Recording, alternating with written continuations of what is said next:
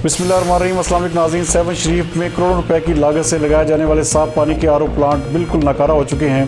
इस सिलसिले में 20 माह से तनख्वाह न मिलने पर मुलाजमीन और अहले इलाका ने प्रेस कॉन्फ्रेंस की है।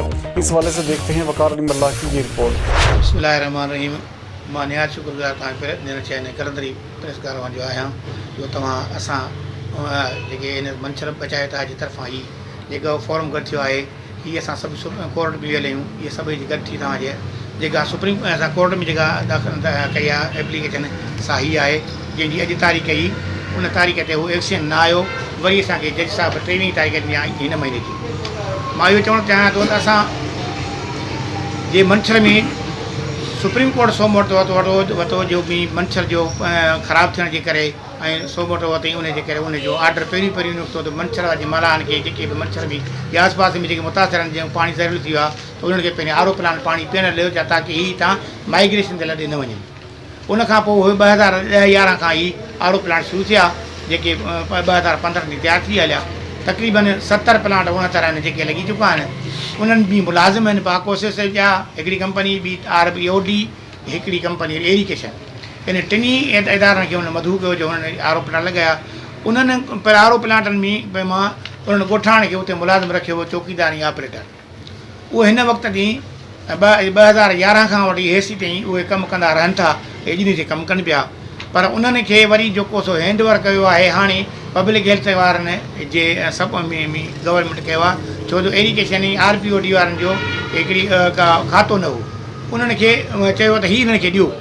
पर उन्हनि खां पोइ छा थियो जो पब्लिक हेल्थ वारनि खे वाटर कमीशन जो ऑर्डर आहे त 11/6/2018 खां हिननि खे 15,000 पघार तव्हांजो हीअ ॻोठाणा आहिनि ऐं घटि में घटि हिन खे पूरो 15,000 ॾिनो वञे। उनखां पोइ पब्लिक हेल्थ वारनि असांखे खयूं उन मुलाज़िमनि खे जेके 7 तालिके में हुआ कुझु 2 तालिके जा हुआ उन्हनि मुलाज़िमनि खे हलाईंदे 2006/11/2018 जो जेको आहे जो उहो 11/6/2018 जो ऑर्डर वञी हिननि असांखे ॾिनो आहे 1/1/2019 जो।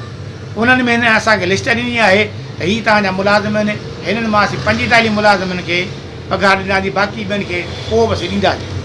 उनजा असां अकाउंट बि खोलाया पर छा थियो नतीजे में जो 29 मुलाज़िमनि खे पघारूं मिलियूं ऐं 16 मुलाज़िम उतां बि रहिजी हलिया।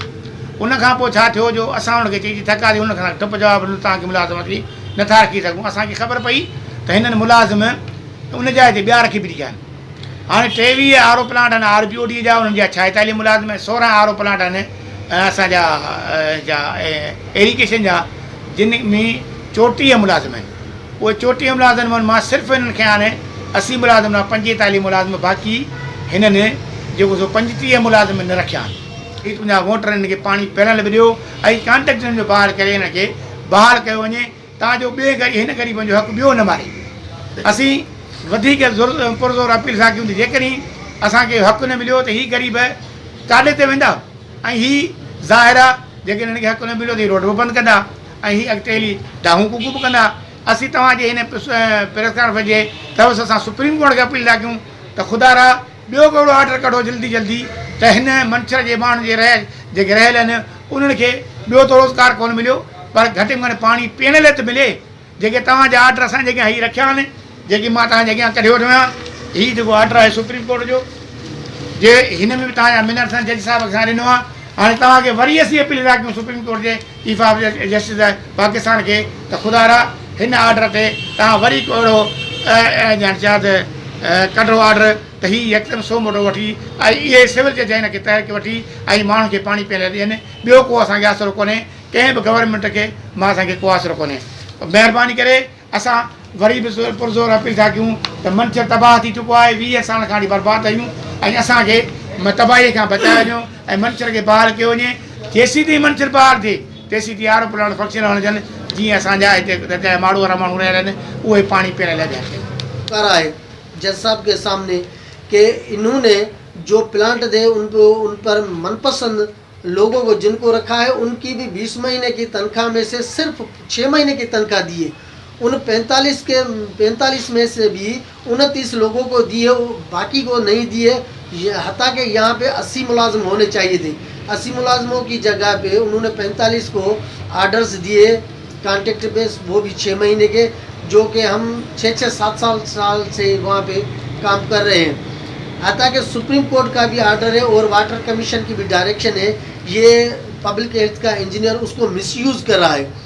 हम अपील करते हैं सुप्रीम कोर्ट ऑफ पाकिस्तान को, अगले बुध को 18 तारीख को हेयरिंग है।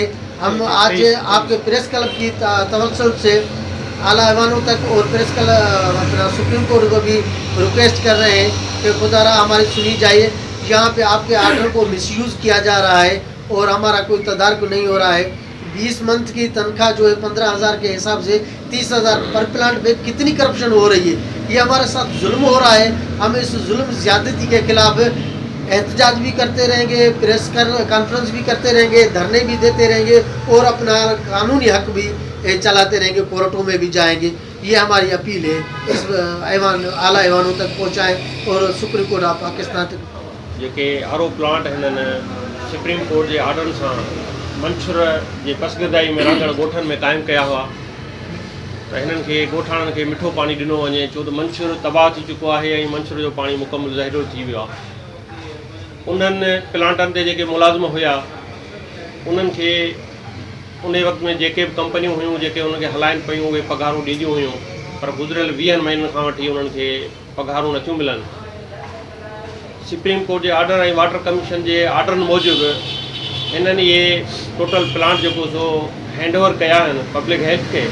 हाणे पब्लिक हेल्थ में इंजीनियर आहे सुहेल मेमन, जेको तमामु वॾो ताक़तवर माण्हू आहे को, जेको सुप्रीम कोर्ट जा आर्डर या वाटर कमीशन जा आर्डर या गवर्नमेंट जा डायरेक्शन जेके से मञण लाइ तयारु न आहे, मजबूर थी जेको सो हीअ सभु मुलाज़िम सेवन जी कोर्ट में विया आहिनि पंहिंजो हक़ु वठण लाइ त असांखे पघारूं ॾिनियूं वञनि। हेॾी महांगाई जे दौर में 20 महीननि खां जेकॾहिं हिननि मुलाज़िमनि खे पघारूं न मिलनि त हीअ पंहिंजा घर कीअं हलाईंदा ऐं कीअं गुज़र सफ़र कंदा। ख़ुदारा मां अपील कंदुसि सुप्रीम कोर्ट ऑफ पाकिस्तान खे, जस्टिस खे ऐं हाई कोर्ट जे सिंध जे जस्टिस खे त हू सो मोटो एक्शन वठनि ऐं हिननि मुलाज़िमनि सां इंसाफ़ कनि जेके गुज़िरियल 7-8 सालनि खां वठी पंहिंजे प्लांटनि ते कमु करे रहिया आहिनि। उन्हनि ई मुलाज़िमनि खे उते सभिनी खे बहाल कयो वञे ऐं उन्हनि खे ई पघारूं जेके उन्हनि जूं रहियलूं आहिनि उहे ॾिनियूं वञनि त जीअं हू पंहिंजे घर में पंहिंजे बचनि जी कफ़ालत करे सघनि। कर्ज़ बि पूरो कोन था ॾेई सघूं, काॾे वञूं। ख़ुदा करणु असां अपील था कयूं, हिन प्रिंसिपल असांजी मदद कई आहे, सिमाणा वारनि असांजी महिरबानी करे ख़ुदा करणु था असांजी मदद कयो। असां अपील था कयूं जज साहिब खे, हाई कोर्ट खे ऐं सभिनी खे अर्ज़ु था कयूं असांजी मदद कई। जो पाणी खारो आहे जंहिंमें सुप्रीम कोर्ट महिरबानी कई जो असांखे आरो प्लाट ॾिनो, वो कुछ महीना कुछ साल हलंदा रहिया आहिनि। 20 सालनि खां 20 महीननि खां करे असांखे न को आरा प्लाट जो पघार मिलियो आहे मुलाज़िमनि खे ऐं न की असांजा जो ख़राबु थियल ठाहे था ॾियनि। हाणे जो ई वञूं था सेवण वञूं था चवंदा तव्हांजा जो ई में अथव, जो ई हाणे वञूं था चवंदा तव्हां सेवण में। हाणे असां मिसकीन कोर्ट में आयासीं, सॼी जेके सॼी संगत आयासीं, वरी हिते असांजो जेको अर्ज़ु कयूं था इहो महिरबानी करे असांजो सुप्रीम कोर्ट पहुचाइनि, असां मुलाज़िम मिसकीन जो ही पंहिंजे बचनि जी बरक़रार कनि। त असांजी सभिनि जी इहा गुज़ारिश आहे त महिरबानी करे जेके प्लांटनि ते मुलाज़िम रखियल आहिनि, ओरिजिनल जेके मुलाज़िम आहिनि उन्हनि खे रखनि। पंहिंजा मनपसंद माण्हू जेके नवां रखाया अथनि, जिन हिकु ॾींहुं बि ड्यूटी न कई आहे, उन्हनि खे कंसल्ट करे, जिन जी 5-5, 8-8 साल ड्यूटी कयल आहे उन्हनि खे बहाल कनि ऐं उन्हनि खे पघारूं ॾिनियूं वञनि। उन खां अलावा प्लांट जेके बंदि पिया आहिनि उन्हनि प्लांटनि खे चालू कनि। माण्हू हीअं था मरनि पाणीअ खां। असांजी इहा गुज़ारिश आहे हिन खे प्रेस क्लब हिननि खे कलंदरी वारनि खे महिरबानी करे आला ऐवान ते असांजी आवाज़